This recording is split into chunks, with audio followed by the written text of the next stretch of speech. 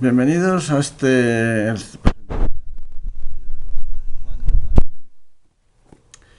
la segunda parte de la trilogía Alicuando. Érase una vez el final, en esta ocasión. En Alicuando Initium he demostrado que los humanos habitualmente no creemos en aquello que no nos entra por los sentidos. Si recordamos, Alicuando Initium quería ver y buscar la verdad. La buscó en la vida terrenal, en las ideologías, en las religiones. Ahora nos enseñó también a saber vivir. En Alicuando Tandem nos enseñan a saber morir. En Alicuando Initium también vimos que confiamos demasiado en los sentidos para sobrevivir y tomar decisiones, y así nos hemos ido pasando la vida especulando teorías sobre esto y aquello. He demostrado que los sentidos no nos conducen a errores, y si alguien sigue dudando de lo que digo, que piense y conteste a la siguiente pregunta. ¿El cristal de su ventana es sólido o líquido? La mayoría dirían que si estoy tonto, que claramente es un sólido que se transparenta porque lo pueden tocar, aunque ni huela, ni le oigan, ni tenga sabor, ni si no está sucio, y además tampoco le verán. Tan solo algunos científicos me dirán que tengo razón, pues técnicamente el cristal es un líquido frío. De hecho, si medimos la base del cristal de la dichosa ventana dentro de 40 años, veremos que ha engordado y la parte superior ha adelgazado. Dicho de otra manera, que mientras miramos a través de esa ventana, ese cristal va sufriendo un deslizamiento hacia abajo como si de un líquido se tratase. Es más, los científicos creamos cristal a partir de arena, de silicatos. Los horneamos, los bañamos en estaño y los enfriamos lentamente para que se alteren sus moléculas dejando pasar la luz. Pero aún no sabemos realmente cómo se produce este cristal. Empezaba Alicuando Initium diciendo: ¿cuál es la verdad de todas las que nos proponen cada día? Estoy de acuerdo contigo que es hora de hacer un alto y plantearse objetivos claros. ¿Quieres que entremos en profundidad, de seguro? ¿Quieres averiguar los porqués de tanto fracaso u odio que los humanos nos tenemos? Entonces no será un libro comercial, será apartado, calumniado, sacrificiado por miles y sobrepasará nuestras vidas, y quizás dentro de un siglo alguien escuche lo que decimos. A partir del momento en que decidamos remangarnos y demos entrada a cuestiones que harán temblar los cimientos del Vaticano, del Kremlin y del Coliseo, seremos perseguidos, apartados y criticados.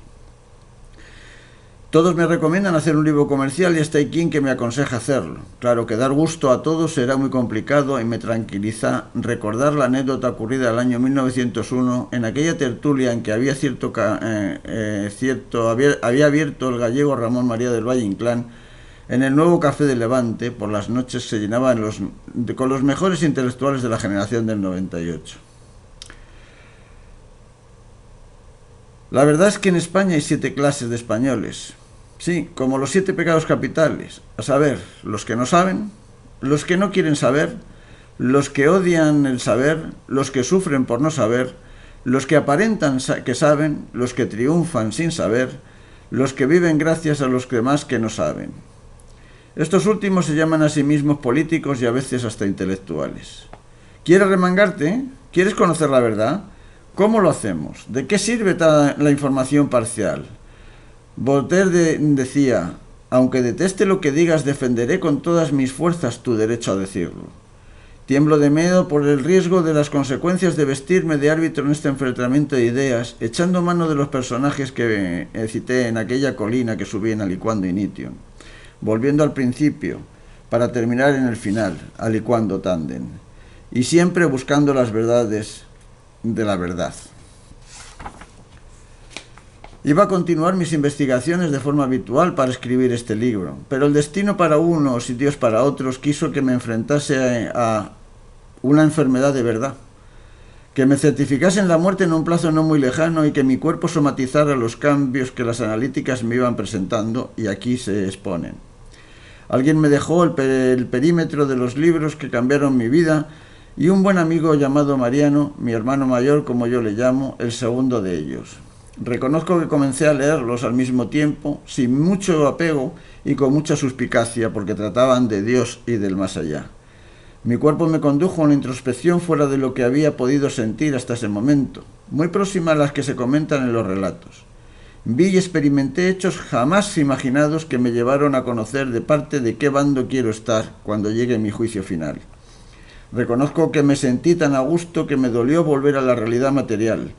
Cuando digo dolor me refiero a dolor físico, no a un dolor romántico. De modo que he cambiado lo original para reconstruirlo fielmente a cómo sucedieron los hechos. De forma que este libro está basado en una historia real. Como digo, mi vida cambió cuando estuve elaborando este epítome de aprender a morir, de saber cuál es la verdad, y se cruzó en mi vida Elizabeth Kubler-Ross en su libro La muerte, un amanecer. Proporciona un repaso de miles de experiencias sobre la muerte y del más allá desde el punto de vista científico, con personas de todas las edades, de todas las nacionalidades, de todas las religiones y de todas las formas de muerte. Ella ha obviado las experiencias negativas por delicadeza a los moribundos. En cambio yo las incluyo, porque creo que las dos partes, las experiencias con la forma, digamos, divina buena y la forma divina mala, hay que conocerlas. Recapacito y veo que el remate fue cuando leí el libro que Mariano me había proporcionado de Frank J. Tipler, un comunista que dejó de serlo cuando escribió el libro La física de la inmortalidad, cosmología contemporánea, Dios y la resurrección de los muertos. Yo leí una versión española de Daniel Manzanares Furcade, de Alianza Editorial. Básteme recordar su comienzo, si me permitís, sin entrar en desarrollos cuánticos, para comprender la profundidad de su contenido y olvidarnos de las formulaciones matemáticas. No es habitual encontrarse actualmente con un libro que abogue por la unificación de la ciencia y de la religión. Incluso la propia religión dice que los que estudian ciencia están excomulgados, porque ponen en duda la existencia de Dios, cuando realmente lo que se hace es potenciar la existencia de Dios.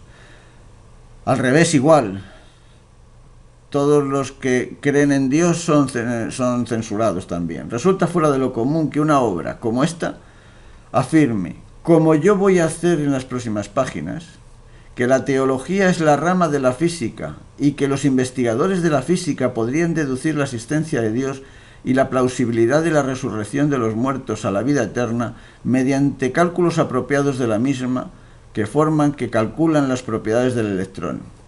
Naturalmente el lector y vosotros que me escucháis podrán preguntarse si estoy hablando en serio o si me he vuelto loco con la enfermedad. Desde luego hablo en serio, pero me encuentro tan perplejo como vosotros, como los lectores. Hace 20 años, el principio de mi carrera en el ámbito de la cosmología, mi actitud era específicamente y explícitamente atea.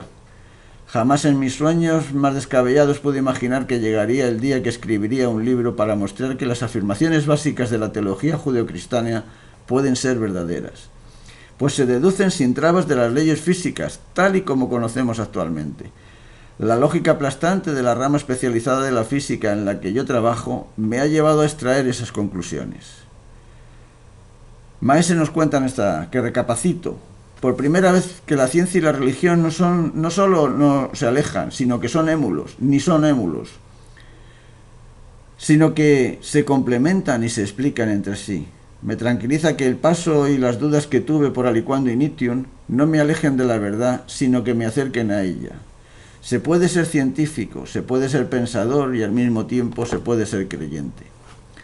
Intentaré dar respuestas a preguntas como: ¿es la religión un marketing? ¿Es el hombre producto del azar? ¿Qué hay tras la muerte? ¿Desaparición, eternidad o transformación? Sigo temblando de miedo por el riesgo y las consecuencias de vestirme de árbitro en este enfrentamiento de ideas, echando mano a los personajes que cité en aquella colina de Aliquando Initium. Pero ¿cuál es la verdad entre todas las que nos proponen cada día? Estaremos de acuerdo en que es hora de hacer un alto y plantearse esos objetivos claros. ¿De verdad queréis entrar en profundidades? ¿Queréis averiguar los porqués de tanto fracaso o odio, como preguntaba al principio? Entonces te enfrentas a un libro que no va a ser comercial, sino a un libro que sobrepasará nuestra existencia y quizás ayude a muchos a cambiar su vida y sobre todo su muerte. Serán 2 libros buscando la verdad, 2 manuales, uno de cómo vivir y este que tienen ante ustedes de cómo morir. Les recuerdo que está basado en hechos reales y en experiencias reales. Muchas gracias por su asistencia.